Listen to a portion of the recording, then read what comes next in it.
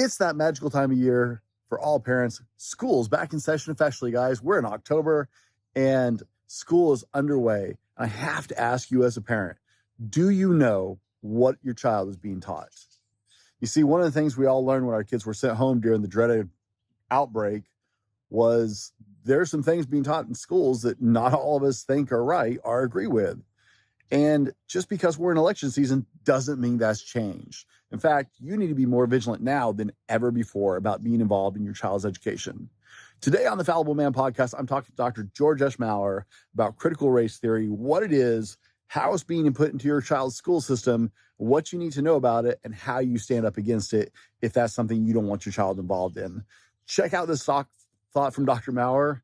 Let's get into it. The one most important thing you need to do is look at your child's education. Look at the class descriptions, attend the school board meetings.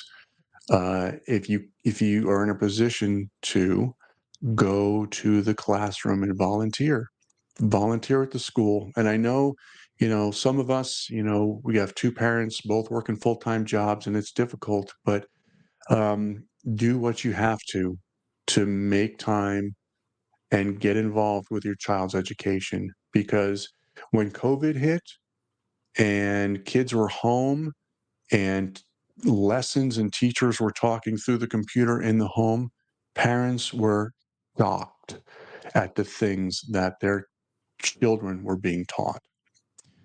Find out what it is. And if you do run across critical race theory in any of its forms, do not be afraid to take a stand, and do not be surprised when they lie to you or try to interfere and keep your child there. I don't need to tell you to be a Papa Bear when it's necessary.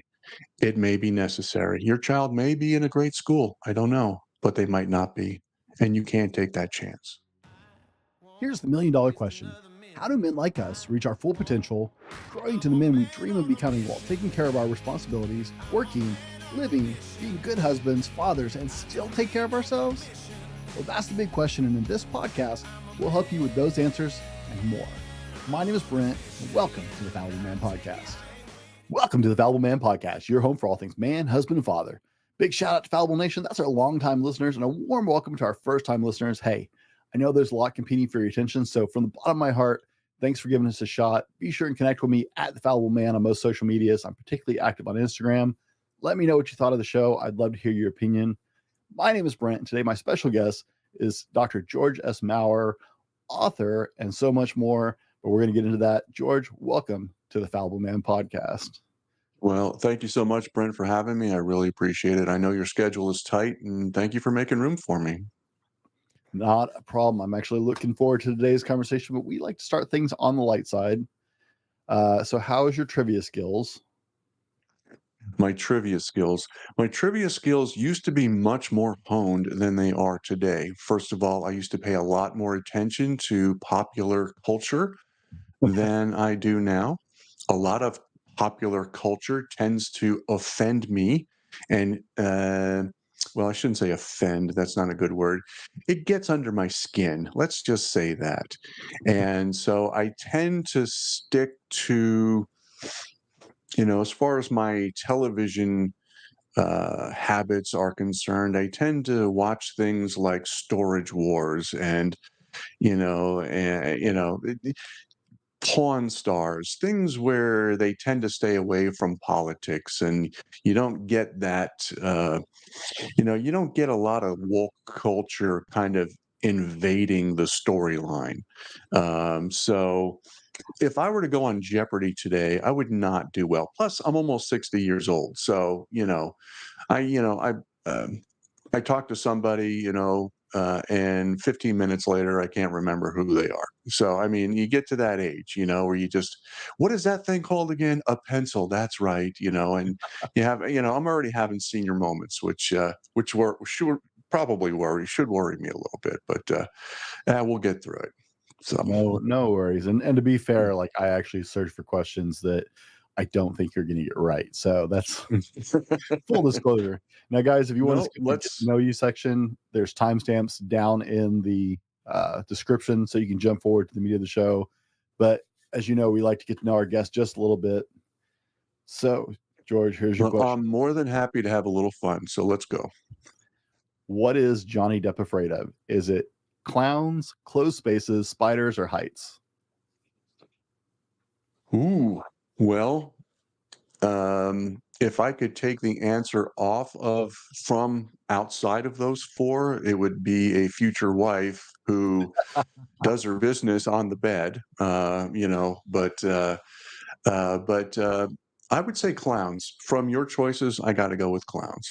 All right. Guys, you know the rules. Don't cheat. Don't jump ahead. And if you're driving, please don't write down your answer so you remember it. Just guess later in the show. All right. Now, in your own words, because I don't do big introductions, who is Dr. George S. Maurer today? Well, I am someone who I've come a long way, I think. I grew up in less than ideal circumstances, lived in a nice town, grew up in a nice town, Toms River, New Jersey. Great place to grow up. We lived in a nice neighborhood, but we were the poor white trash on the block, but that's okay, But I ended up joining the military. Went to college for a little while and went to New Orleans. New Orleans is one of my favorite cities in the world, but it is a horrible place to try to get anything done at all. They are a party town. And so I ended up joining the Air Force because I found myself kind of moving into a rut and I needed a change. So I joined the Air Force, spent the next 22 years doing that, retired as an Air Force Master Sergeant. And then I started using my GI Bill benefits and went and got my bachelor's, master's, education specialist degree. And then finally, when COVID hit and I started working from home, I had run out of Bill benefits, but I was like, I'm only 11 classes away from my EDD. I don't have to commute to work anymore. I think I have some time on my hands. And so I decided to go for it. And along the way, my capstone project, which is sort of a dissertation light. When you get a PhD, you do a full dissertation, which can be an 8-year process. And I was not ready for that. But an EDD, you can do it in a year and a half to 2 years. Okay, I think I can work that out. And so I did. And when I decided on a topic, I came up with critical race theory was sort of kind of starting to show up.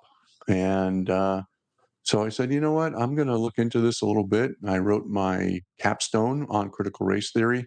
And then after I graduated, I began to uh, translate my book or my capstone from academic writing, which is sort of like Joey Tribbiani from Friends with a thesaurus. It's just ridiculously long words for no apparent reason. And so then I translated it from academic ease into English, and here I am. It's a journey. It was a Congratulations. journey, that's for sure. That's for sure. But Uh, I'm glad to be here. It's I feel like I'm at a good moment in my life, and the one thing that I was surprised by was, I looked up a thing, what is the most productive decade in a person's life? And was surprised to learn that it was 60 to 70. And I think I've set myself up for a pretty, I just turned 59. But I think I've set myself up for a pretty productive decade. I'm hoping this is just going to be my first book. And maybe I'll crank out a few more before we're done. So we'll see. We'll see how it goes. wow. I thought you were supposed to take it easy in that age group, but apparently not. Nah, when you retire and start taking it easy, that's when you go. Oh, yeah. That's when you go. Oh, he was doing great. Then he retired 2 years later, gone. So you got to stay busy, man. It's when you stop working and stop doing things, that's when the trouble starts. That's where the trouble starts. Excuse me. All right, you ready for the speed round? You got this? I am. I am. Let's do it. If you could be in any movie, what would it be? If I could be in any movie, what would it be? Young Frankenstein. That's definitely one of my favorites. What is the I'm not sure worst? who I would be, but I would be one of them. I'd be one of the good guys, that's for sure. I would not be the guy hunting down Frankenstein or Dr. Frankenstein. I would be one of the good guys. What's the Maybe worst? Renfield's partner. What's the worst song ever? Oh boy. Macarena. Got to go with Macarena. What sport would be funnier to add mandatory amount of alcohol to pregame? Ooh. Hmm. Well, I don't know if it would be funnier, but it might be more entertaining. And I mean, people love hockey for the violence, right? So if you get everybody drunk, there's going to be more fights, right? I mean, it would be, hockey is a great game, but it doesn't, I think they're having a hard time attracting a larger audience like the NFL and like baseball. They just might get audiences in line with the NFL and with MLB if everybody was drunk and fighting, even in the stands. The funny thing is, I go to hockey games over the rest of that nonsense. Yeah. I Yeah. don't like watching sports. I love watching hockey. I love, I love, I'm an NFL guy. I'm a football guy, but Giants fan. But I can't, as a long suffering Giants fan, but I'm a I Cowboys just, fan. uh oh. Long So, but suffering. yeah, you've been suffering longer than I have. So, but I love everything. I just can't get into watching hockey, but I love their positions on things. You're not going to see BLM slogans in a hockey rink. You're just not, Mhm. and I appreciate that.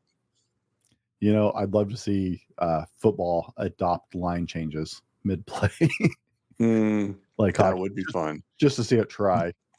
A whole line of people running off and a whole line of people running on at the same Right, time. That right in would the be middle of the play. interesting. Yeah. What purchase of $100 or less have you made in the last year that's had the biggest impact on your life? Jersey Mike's number 13 original Italian with Mike's Way, heavy onion, and uh, cherry pepper spread on wheat bread, of course. I've never even I heard of love me some Jersey Mike's, man. Love it. me Never some even heard Jersey of it. Mike's. Jersey Mike's, huh? The Jersey Mike's. I'm a frequent visitor. Frequent visitor. I mean, that's the first Jersey Mike's was in Point Pleasant, New Jersey, which is 8 miles away from where I grew up. They make Jersey Shore style sub sandwiches. I grew up on them. I love them. And when I left the area, I could not find a decent sub sandwich to save my life. And I lowered myself to Subway for many years, and then Jersey Mike showed up, and it was like, oh man, one of the greatest days of my life. Batman or Superman? What was the first one? Batman or Superman? Definitely Batman. Definitely Batman. Every man has a spot on a definitive Sure. choice on this. It's amazing. Yeah. Weapon of choice for the zombie apocalypse. Ooh. Well, I mean, it's hard to argue with the effectiveness of an AR, but you run out of bullets. And I think what I would probably select would be some sort of a fashioned hoe, long stick, pointy end, and I would kind of make it sharp. And then that way you could stab the zombies right in the eye or even in the back of the head from with a little bit of distance. And you could kill them, more than an arm's length away. So I think that's what I would go with. Daryl on, again, here, I'm having a senior moment, Walking Dead. There we go. He's got those arrows, which is the stupidest thing ever because you're going to lose those arrows in no time. But he never seems to run out of arrows. That's the one thing that I really don't believe about Walking Dead. That's the one thing that really bugs me. How come he still has arrows? I mean, so you can't tell me he goes and he finds everyone he shoots. There's no way. It's the magic of Hollywood, right? It's like the never The having to magic of reload, Hollywood. Yes. never having to reload in the middle of a firefight, Exactly. because that happens, George, what is one thing everybody should know about you before we dig into today's subject? Well, in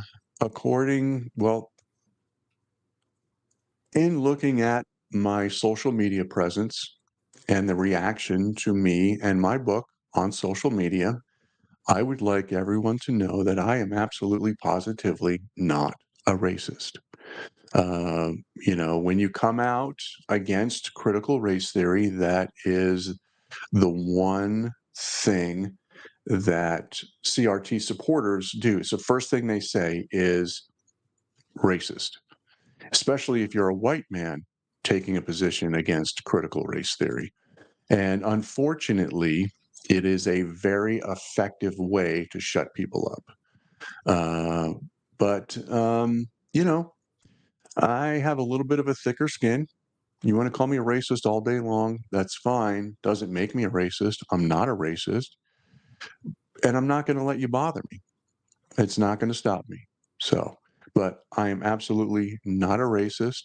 In fact, if anything, I wrote this book to ensure that people of color have better opportunities than they have now.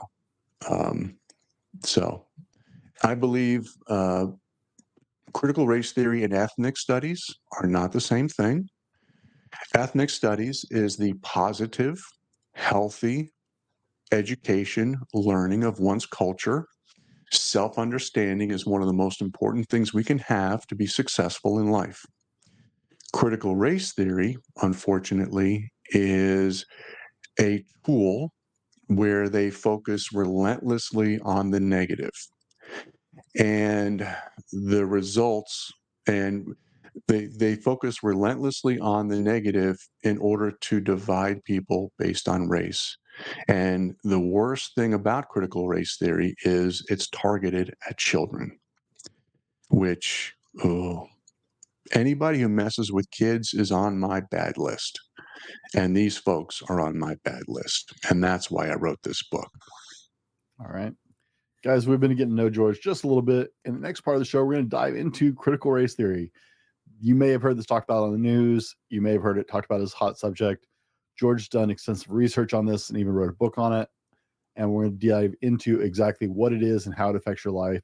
We're going to roll to our sponsor, and we'll be right back with more from Dr. George S. Maurer. A large retail store just canceled a huge order, leaving us with a ton of extra My Pillows. But you know what? That's their loss. I'm going to make it your gain. For the first time ever, you get standard classic My Pillows for wholesale prices, only $14.88. I can't believe I'm even saying that. Only $14.88. But it gets even better. For a limited time, I'm going to offer my entire classic collection at wholesale prices. Upgrade to a queen size My Pillow for just $18.88. King size only $1 more. Get my body pillows for $29.88 and multi-use My Pillows for only $9.88. So go to mypillow.com or call the number on the screen. Use your promo code to take advantage of wholesale pricing for the first time ever on TV, including my standard size My Pillow, only $14.88. They've never been offered this low before. We have limited quantities at this price, so limit's going to be 10, and once they're gone, they're gone. Guys, welcome back. In the first part of the show, we just spent some time getting to know who George is and a little bit about who he is and how he thinks and what's going on up there in his head. In this part of the show, we're going to get into critical race theory. You may or may not be familiar with what that is. By the end of this episode, you absolutely will be and have the information to know what's going on with it, why you should care, and how it affects your life. Now, George, we've kind of led into it a little bit, and we hear this talked about in like news headlines and politics, but it's really for a lot of us, it seems like one of those things we see it pop up on headlines every now and then. It seems far away, unless Right. we're in one of the states where it's being pushed a little more solidly, or if we're like in a federal position. So, just for clarity, can you explain critical race theory to us? Yeah, it's and like I touched upon it earlier, there's ethnic studies and there's critical race theory, and they are not the same thing. But if you want to take a deep dive into it a little bit, it is a Marxist theory. It's based on critical theory, came out of the Frankfurt School, which is where Leninism and Marxism and communism and all those things kind of came out of Frankfurt, Germany. And so all you do, and basically, good old fashioned Marxism is, class conflict between class. They're dividing us by class, rich against poor. And rich people, there's no way they earned what they have. They have obviously stolen it from people, et cetera, et cetera. And one key thing is your average Marxist is only offended by wealth when other people have it. They don't mind being rich themselves. So that's a key thing to remember. So all you do is you throw race in there, and suddenly you have conflict between races.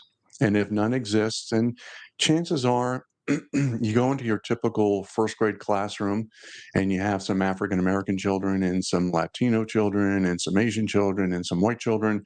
Chances are they get along just fine. And then the teacher brings in critical race theory. And the idea is to disrupt. There was a Libs of TikTok got some pictures from a parent one time whose kindergarten class, they were exploring the subject of freedom. And while exploring this subject of freedom, they had to consider 5 different topics. They were going to discuss 5 different sentences. And the sentences consist of whites have more than blacks, whites oppress blacks, whites push blacks around. You have to fight in a war. And the 5th one slips me right now. But, you know, uh, what of any of those things? What do they do? What they have to do with freedom? And why in the world are we asking 5 and 6-year-old children to investigate something like that? It's horrible. What they're doing and it's a relentlessly negative focus. They focus on the worst aspects of history without giving any credit for the positive things that happen. Critical race theorists see the United States, see America as the Mac Daddy of white supremacy. Nothing could be further from the truth. I mean, if you want real racism, the gold standard of racism in the world is in Asia and the Middle East. I mean, trust me, I've lived over there. I've been over there. Those folks are racist. And in America, we have an incredibly tolerant society.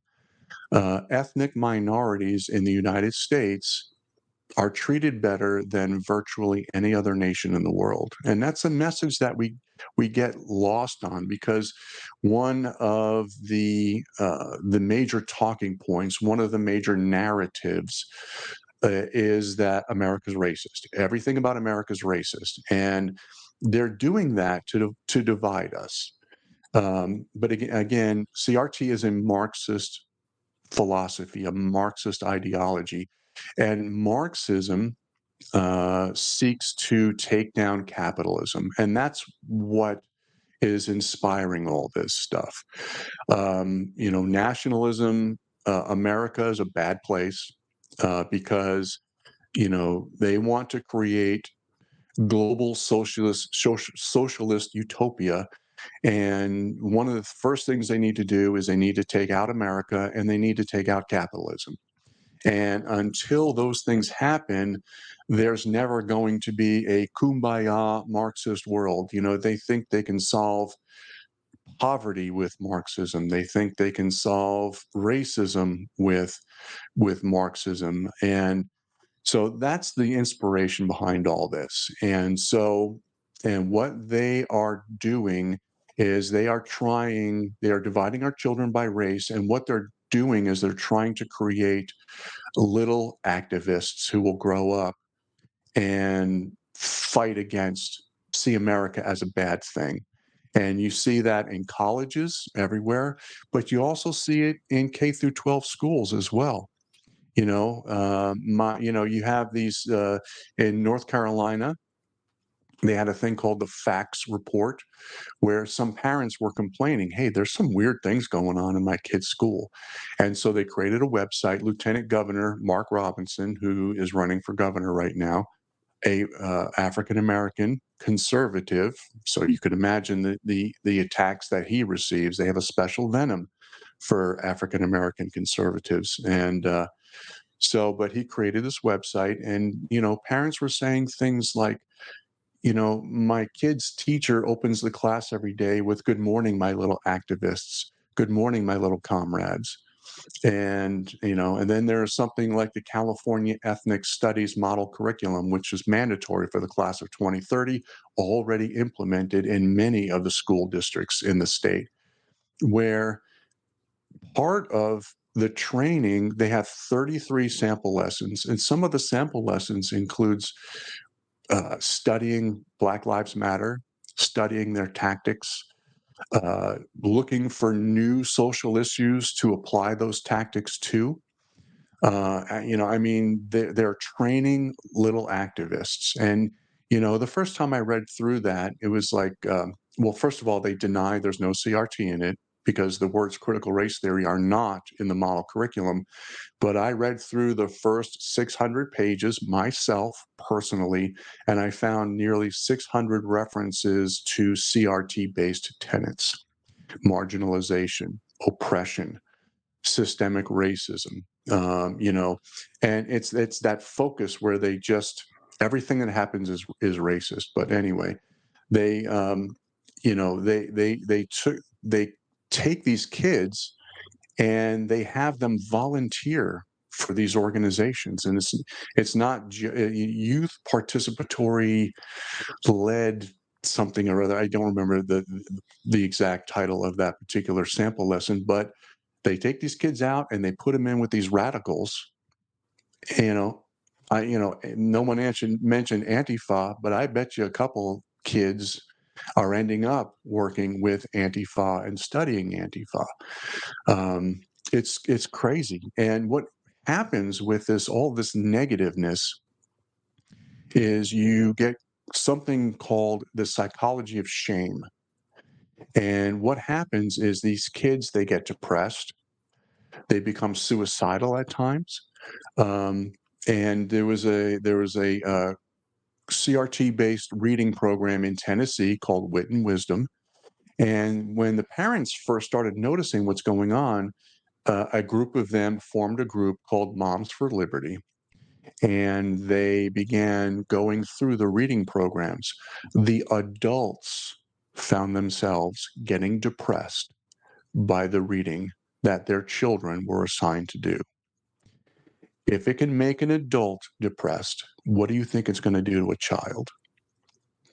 And so that is critical race theory. There's so much in that. It's very scary. It's very scary.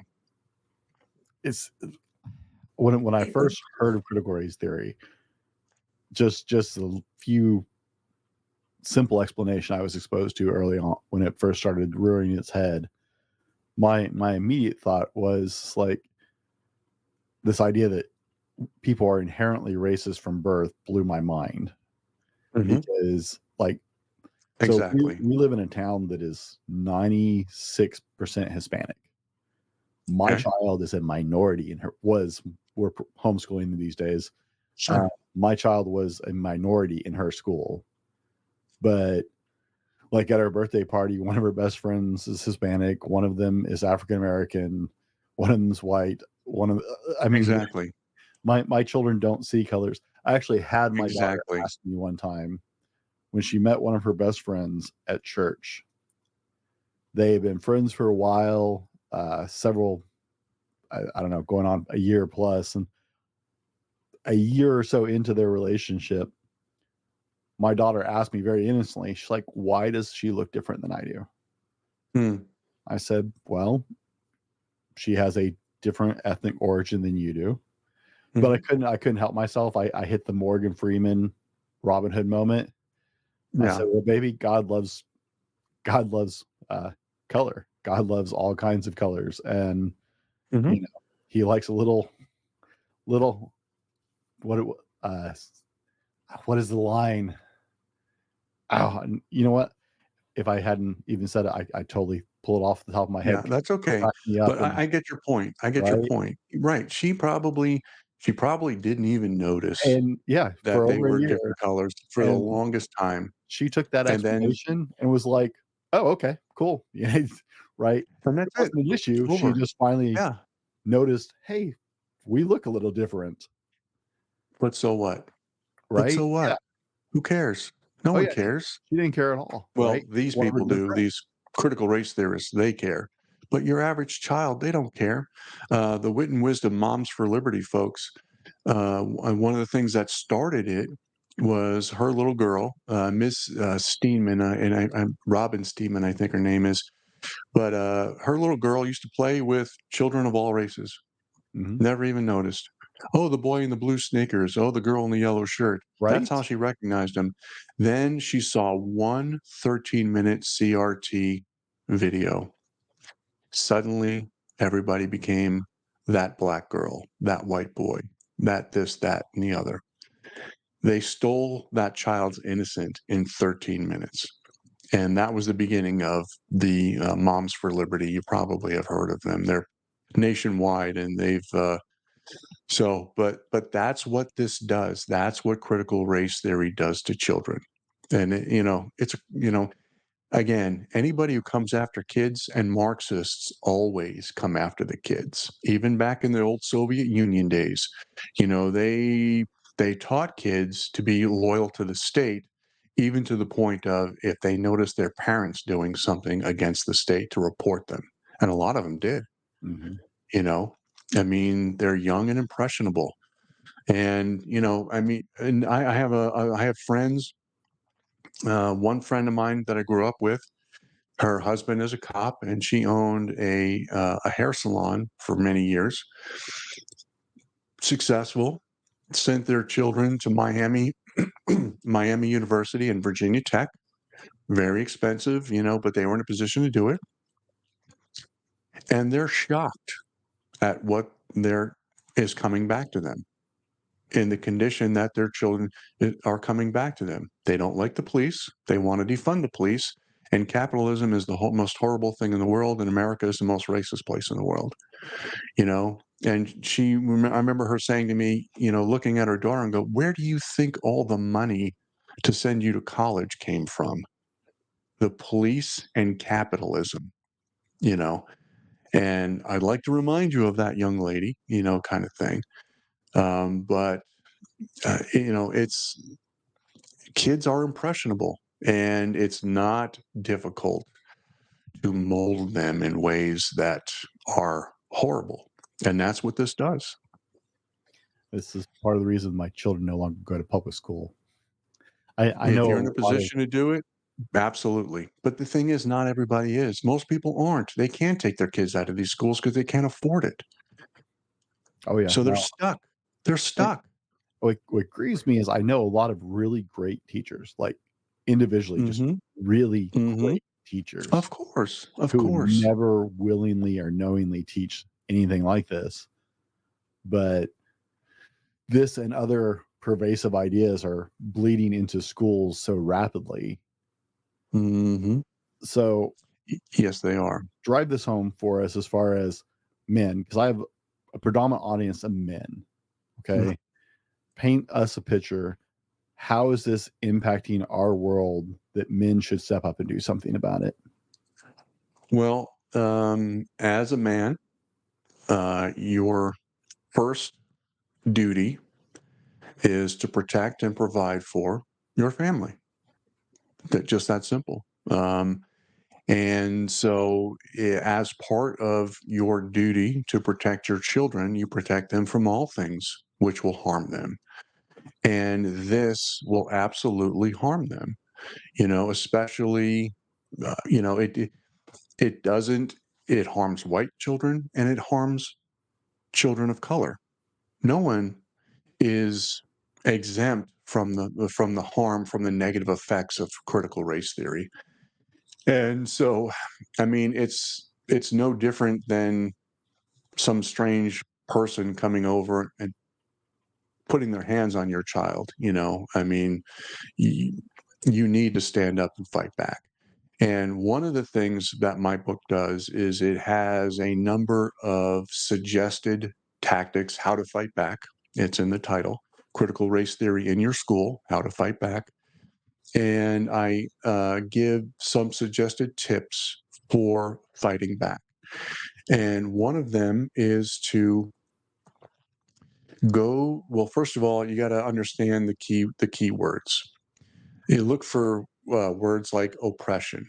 Look for words like systemic racism. Look for words like marginalization.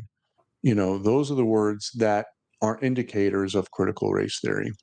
And if you go to your child's class descriptions, and most of them are online now, and if you see those words in the class description, chances are they have been infiltrated with critical race theory. And it's not just social studies anymore. Critical race theory has always been intended to to infiltrate every single class, math, science, whatever you name it, whatever you call it, it's there. In California, they have a thing called equity math. It's critical race theory math. And when it first came out, a bunch of 1,200 math and science professionals came out and wrote a letter to the state saying, "Hey, this is bad." And what they were saying is basically that equity math demathematizes math, because what they do is they stop teaching math and they start teaching social issues.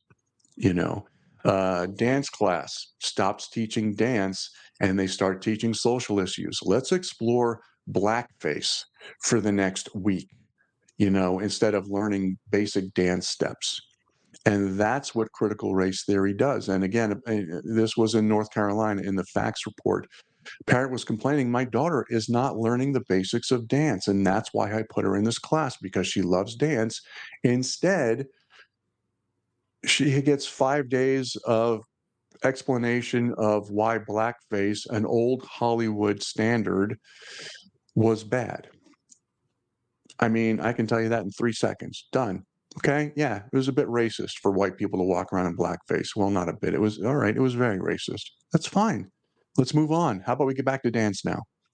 And so, those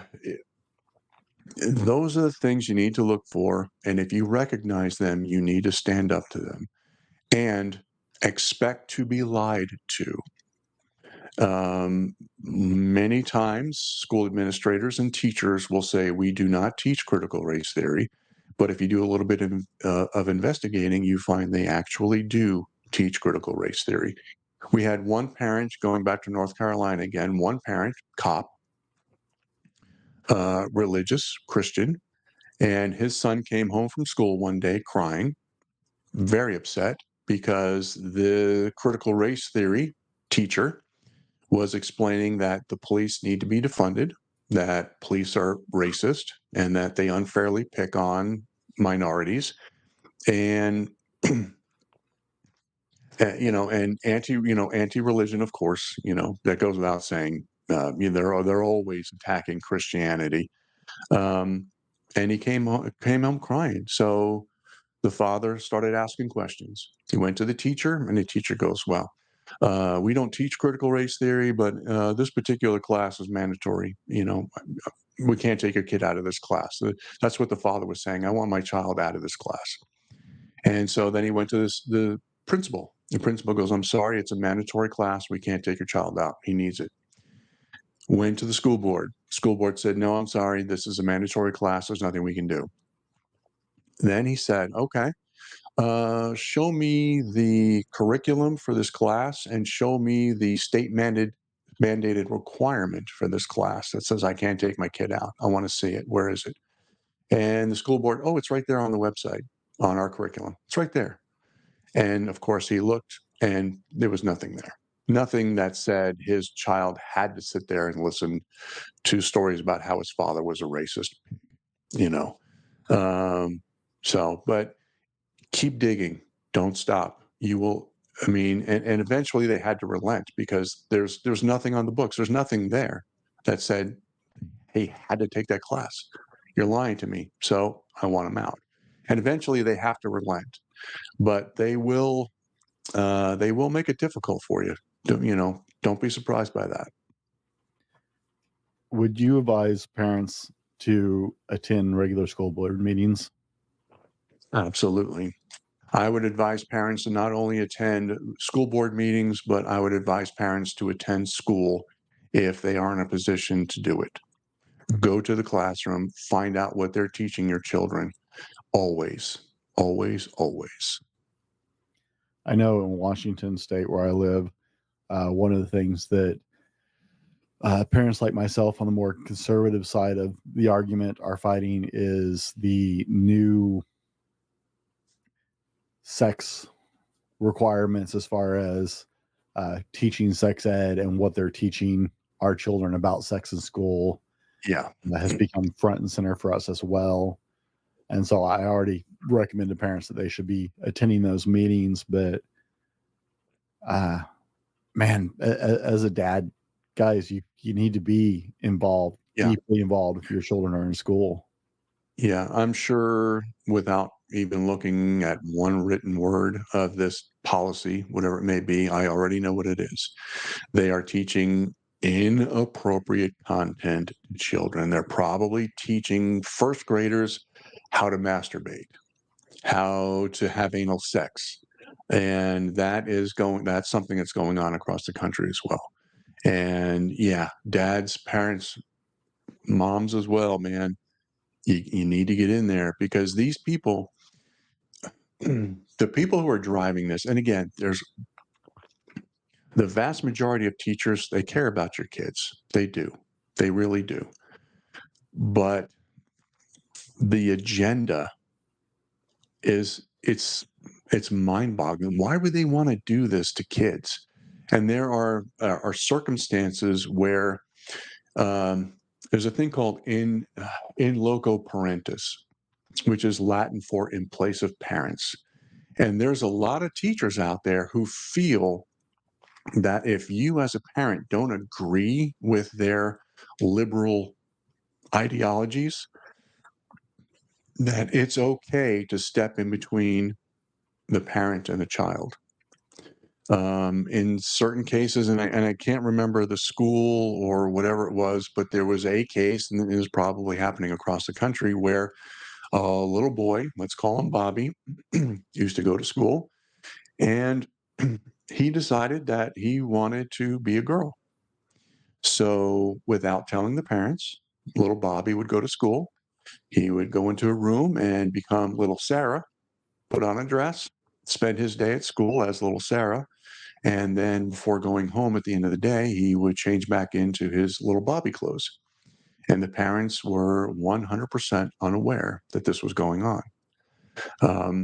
And if you look those things up, and as a matter of fact, I'm sorry, I got a little tickle in the back of my throat. But my next book right now, my thought is I'm going to call it Critical Gender Theory, which I don't know if that exists yet, but it may in the future.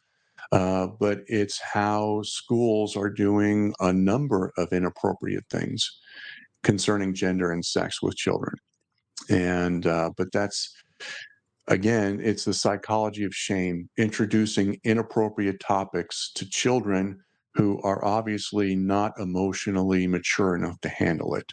And what that does, it sets them off. It knocks them off of their foundation. It confuses them, and once they're confused and once they're unsure, that's when they can start implementing, and that's when they can start brainwashing them, for lack of a better phrase. Now, George, you wrote an entire book called Critical Race Theory in your school, How to Fight Back, based off your dissertation's not the right word. What do you call it? It was a capstone project. Capstone project. Dissertation light, if you will. Okay. And so you update it so normal people like me can read it instead of the high education crowd. Well, you know what? The high education crowd, they're not nearly as smart as they think they are. And as a matter of fact, in my book, I have a favorite joke, which they made me take out of my capstone project, by the way, but I put it back in for the book. One of my favorite jokes is only an academic would be stupid enough to believe that, and then you kind of put whatever it is on the end. Only an academic would be stupid enough to believe that creating racial tension among children would lead to positive results. And it's ridiculous. No one with common sense would believe this, and no one with common sense does believe it, but academics do, big time.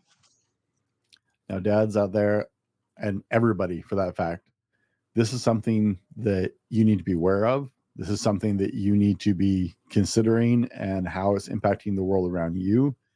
As men, part of our stance on this show is that we should be leading the way, that is our duty as men to stand up and lead the way for justice and what is right. Mm-hmm. This is going on in our world. So if you want to go deeper down this rabbit hole of critical race theory and really get your mind wrapped around it, because we've barely scratched the surface.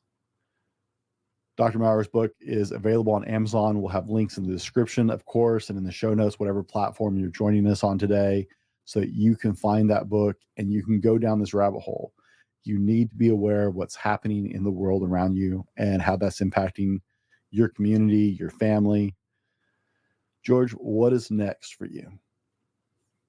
Well, like I said, I believe, well, first of all, next is to get the word out about this book to the best of my ability. But next, I think my next book will be Critical Gender Theory, which is very similar to critical race theory. It's the same thing. Introduce these subjects to children who are emotionally unable to deal with them, knock them off their foundation, confuse them, give them anxiety, and then once that happens, begin to create social justice warriors who will hate America, hate capitalism, hate their parents, and hate each other for whatever reason. Who knows, for race in this particular subject. But what we need in this country, they call it toxic masculinity. It's not toxic at all. We need strong men. We need masculine men. There are so many kids out there who are running wild because they don't have strong men in their lives. Men and women are not the same, and I can't believe I have to say stuff like that. But they teach us that, men and women are the same. There's no difference. There's lots of difference, dumbass. I'm sorry. I'm sorry if I. Okay, sorry. Fine. Anyway, but that's what they're trying to teach us. That men are unnecessary. And by the way, Marxism looks to a female-based society.